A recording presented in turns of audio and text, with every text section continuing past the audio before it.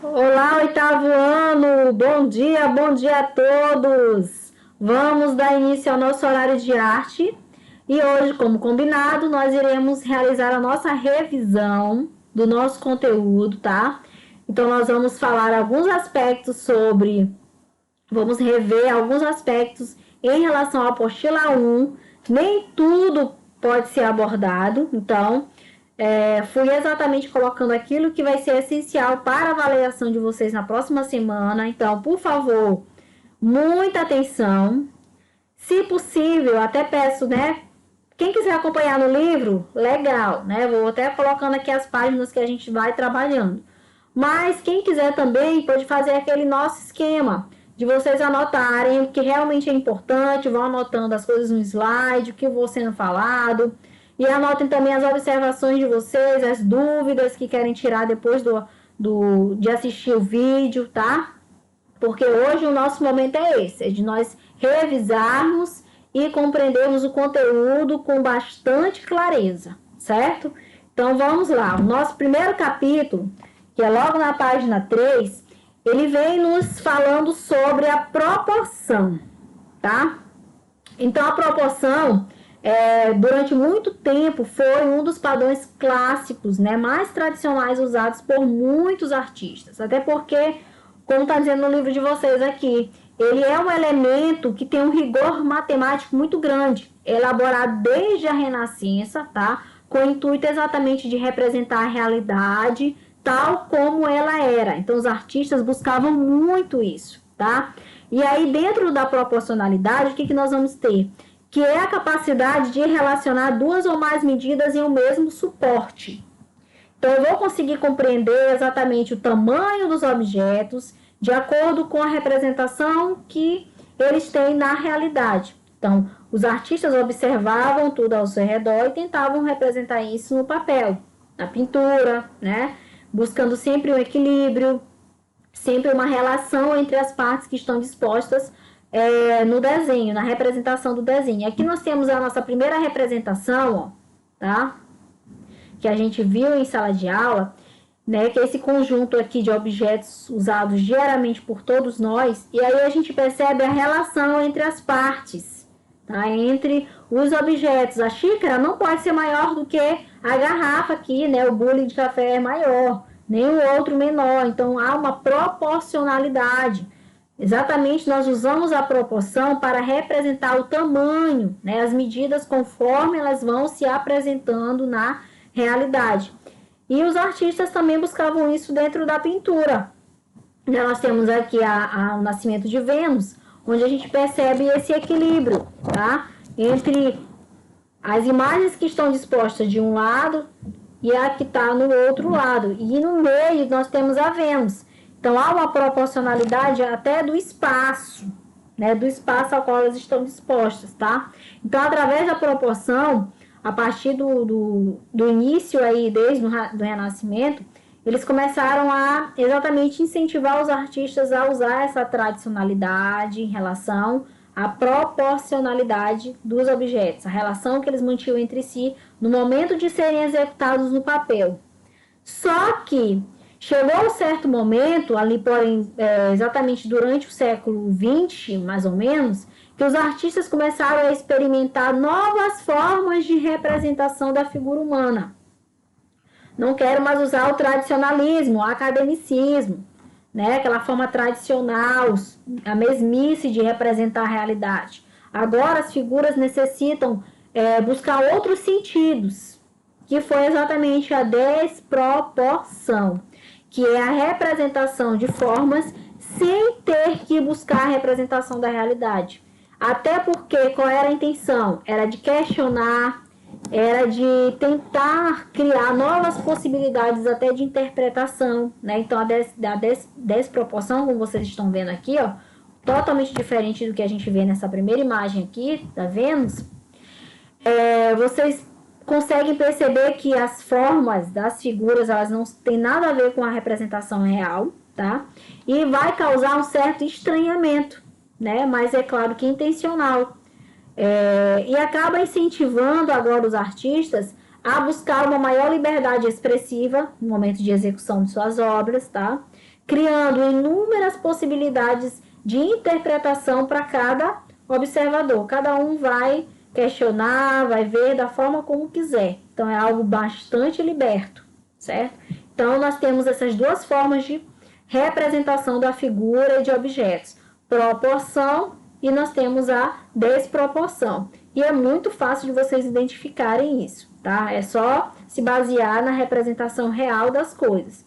Aqui eu tenho a realidade, né, a imitação, e aqui eu fujo totalmente do que é convencional, certo?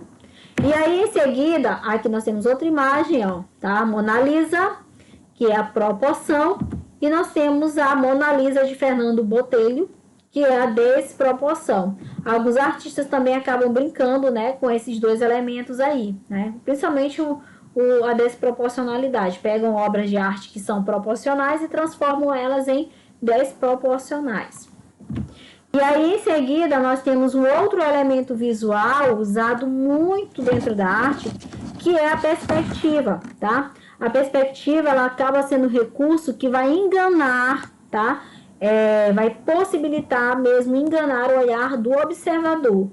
Em busca de quê, professora? Da tridimensionalidade. Porque até antes, né, até final do século XIX, mais ou menos aí, alguns artistas representavam as suas obras só com base na bidimensionalidade. Uma coisa plana, né, sem tentar criar a ilusão de profundidade. E quando eu falo em tridimensionalidade, estou falando em 3 dimensões: altura, largura e profundidade, que é o que a perspectiva vai nos proporcionar, certo? Aqui nós temos aqui essa imagem que está no livro de vocês, ó, que é exatamente de Claude Monet, está na página 6 do livro de vocês, que vem exatamente falando o seguinte, para vocês observarem como é o tamanho das árvores em relação uma à outra, né? E o que está mais próximo da figura, o que está mais distante da figura, né? As árvores próximas da figura são maiores, enquanto depois, à medida que elas vão se distanciando dessa figura, elas vão ficando menores. Então, é exatamente isso que os artistas buscavam agora nas obras. Era tentar criar a ilusão de profundidade com base nesses aspectos, né? Numa imagem tridimensional.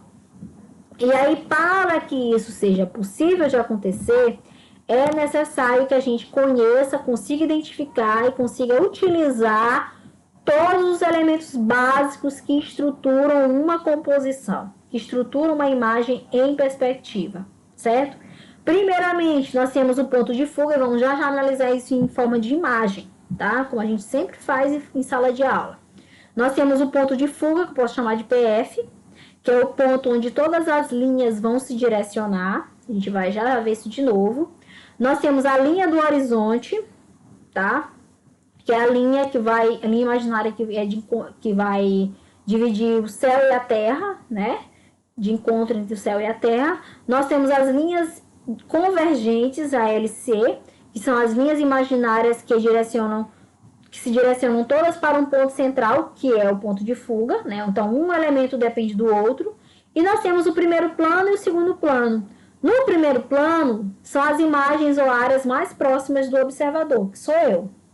E o segundo plano é o que está mais distante do observador, que eu vou classificar como segundo plano. E como é isso numa imagem, professora? Está exatamente aqui, ó.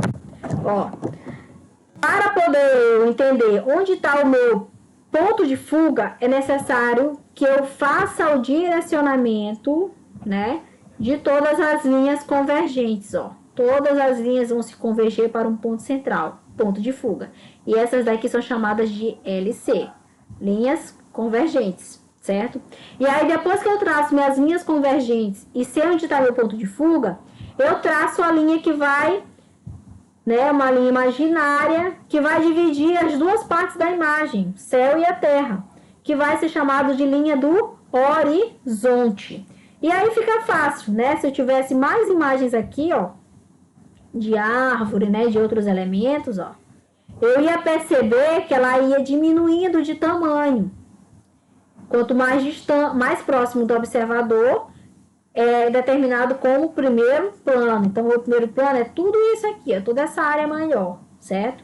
Meu segundo plano é que vai estar atrás, é o que vai estar mais distante, né? Ao meu olhar, ela vai estar até menor, certo? Mesmo que sejam de tamanhos iguais. Mas como está distante, então vai ser considerado como sendo o meu segundo plano, ok? E aí, depois que a gente estudou tudo em relação à perspectiva, nós iniciamos o nosso segundo capítulo, com um movimento artístico chamado de realismo, tá? O realismo, ele vai ser o momento da arte onde os artistas vão iniciar o processo de pesquisa e representação da figura com base diretamente na realidade. Então, é sempre buscando representar os fatos reais, sem idealizar, sem romantizar, né, sem inventar muita coisa, tá? Então, o realismo, ele tem uma representação da observação direta da realidade como principal elemento, certo? E aí o artista deveria construir um testemunho fiel do que observava no mundo, sem idealização, fantasia ou imaginação. E aí as manifestações, as quais o realismo vai mais se expressar, vai estar mais presente, né? Que vai ter exatamente uma relação muito grande, vai ser a literatura, tá? Coloquei aqui para vocês, ó, a literatura, a pintura e o teatro. Então, as manifestações mais expressivas nas quais o realismo esteve mais presente foi essas três, certo? E aí, com base nessas três manifestações, nós temos, né, imagens aqui do realismo, tá? Representando camponeses no seu dia a dia, a fadiga, né, do trabalhador. Então, tudo isso era representado dentro do realismo. E aí, com base no que eu disse para vocês em relação às três expressões, nós temos o realismo no teatro, tá? No realismo no teatro, não vai fugir em nada em relação às características. Ele vai se apropriar das propostas realistas dentro das artes visuais, dentro da pintura. Porque ele vai trazer para a cena o quê? Textos que vão retratar questões da sociedade da época, expondo situações cotidianas, conflitos sociais e acontecimentos reais, né? E aí vai ter um detalhe, que a dramaturgia ela vai se aproximar muito dos diálogos na forma coloquial. Da forma mais simples possível que esse ator tiver que falar, ele vai falar, para que o público entenda, para que o público possa aproximar aquele fato narrado ali ao seu dia a dia. Então, algumas vezes as histórias que vão ser narradas, que vão ser encenadas, vão ser cenas que realmente acontecem com o público que está assistindo. Então, por isso, as falas precisam ser de uma forma que convença e que as pessoas consigam também entender, né? Como eu coloquei aqui, reproduzindo as falas da maneira como as pessoas conversavam normalmente no seu dia a dia, tá? E aí, além do texto, que é coloquial, o cenário, o figurino, a iluminação e a sonoplastia, que são elementos do teatro, eles precisam ser trabalhados de uma forma mais real possível. Então, algumas vezes não vai ter aquela coisa exagerada no cenário, vão ser cenários simples, com objetos usados no dia a dia das pessoas, roupas comuns mesmo, né? Então, é exatamente para dar esse sentido mesmo real ao teatro durante esse período. E aí, o próximo movimento, depois do realismo, vai ser o romantismo. Bom, o romantismo, ele é totalmente contrário a todas as características realistas. Ele não quer retratar os fatos como eles são, tá? O romantismo, o artista, ele busca uma liberdade muito grande de expressão. Ele vai valorizar exatamente as emoções, o seu interior e passar, né, para a pintura, para a música, exatamente aquilo que ele está sentindo, tá?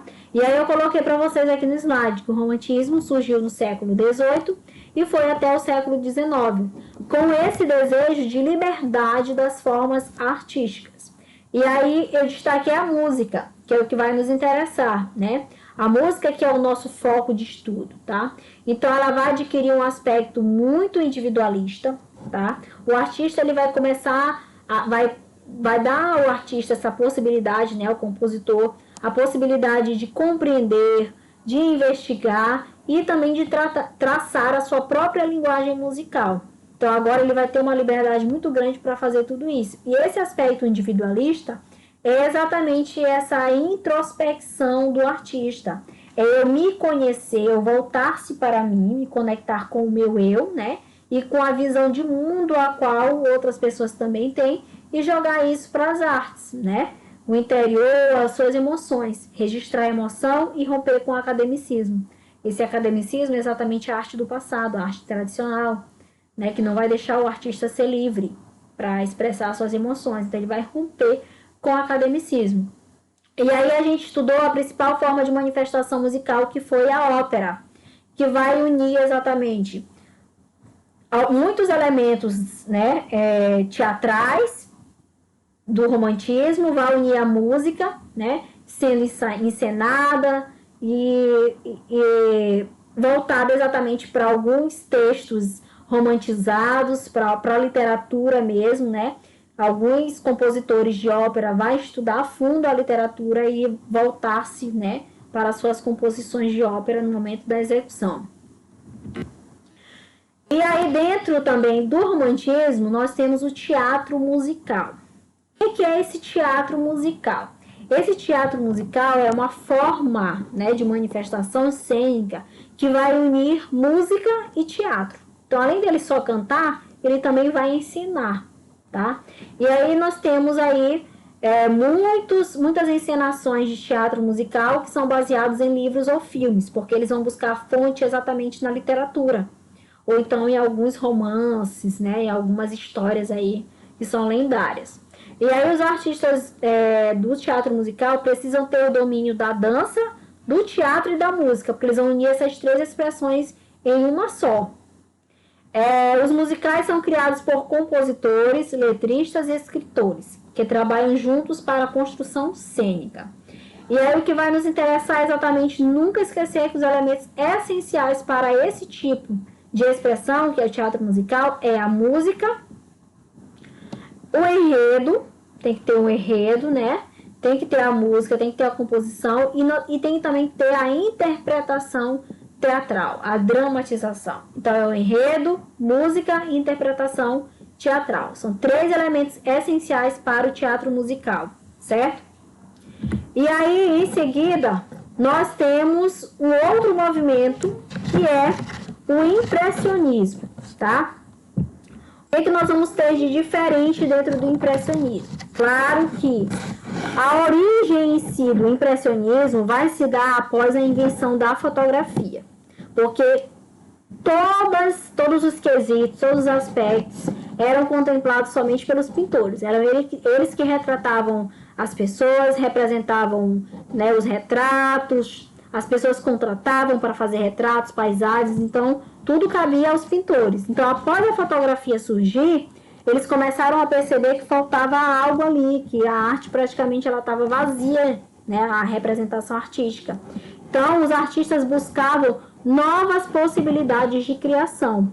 Foram exatamente buscar a essência mesmo da arte.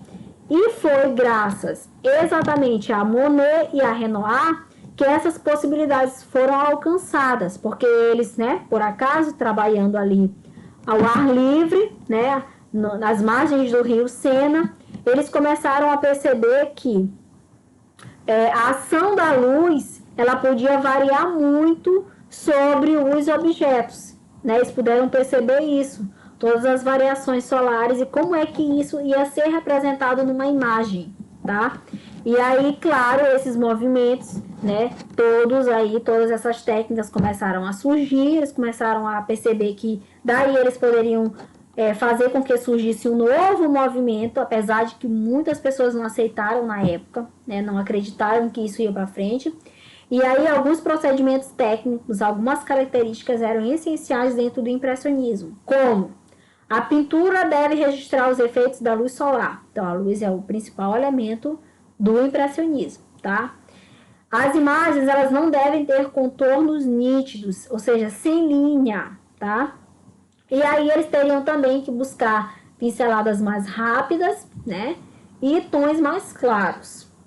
E sempre buscando registrar diversas imagens sobre diferentes momentos do dia, sobre diferentes efeitos dessa luz solar, ok?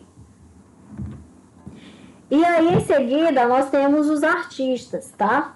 No livro de vocês, nós temos o Claude Monet, nós temos o Edgar Degas, cada um com a sua particularidade impressionista, mas, né, buscando também a sua individualidade. Temos o Renoir, a Mary Cassatt e nós temos Camille Pissarro, certo? E aí, dentro do impressionismo, o Claude Monet, ele vai usar pinceladas mais rápidas, vai ser um dos principais, né, pintores da época. Ele vai revelar exatamente aí o que nós temos de mais primordial em relação às variações solares, tá? E aí, em seguida, nós temos o Edgar Degas, que vai realizar suas bailarinas, né, ambientes mais fechados, tá? E vai destacar exatamente a visão mais particular dele sobre o mundo do balé. E aqui nós temos aqui uma imagem, né, dançarinas de balé de Edgar Degas.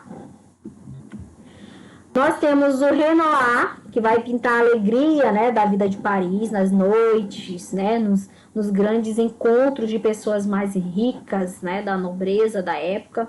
E aí vai iniciar os seus trabalhos exatamente pintando as porcelanas brancas, e depois ele vai iniciar os estudos mesmo e vai conhecer alguns pintores impressionistas e vai se apaixonar pela técnica, mas aí vai ser uma técnica que vai ser elaborada muito com base na vida, né, alegre de Paris. Nós temos a Mary Cassatt, que vai revelar um olhar muito pessoal, né, do universo feminino, da mulher, no momento mais íntimo, no momento mais social, retratando exatamente a sensibilidade e delicadeza, como a gente vê aqui nessa imagem, ó, da relação de mães, né, e seus filhos. E aí nós temos, por último, Camille Pissarro, que desenvolveu exatamente uma técnica bem diferente dos outros, né, em relação ao efeito das luzes, com pinceladas rápidas. Algumas vezes não existem as pinceladas rápidas também. Usava cores mais fortes, como o vermelho, o azul, né, tons de verde, de rosa em suas imagens. Então, cada um deles proporcionou às suas obras elementos típicos do impressionismo, mas cada um com sua particularidade, cada um com sua individualidade, certo? E aí, meus amores, por hoje é só, tá? Desejo a todos bons estudos para a semana que vem ter um êxito muito grande nas avaliações. E como eu falei para vocês, esse agora é o momento de vocês tirarem as dúvidas de vocês, tá? Participem, tirem as dúvidas, vejam o que vocês não entenderam, tanto na revisão como durante toda a apostila, tá? E aí eu vou estar disponível justamente para tirar essas dúvidas de vocês hoje, certo? Então, até a próxima aula.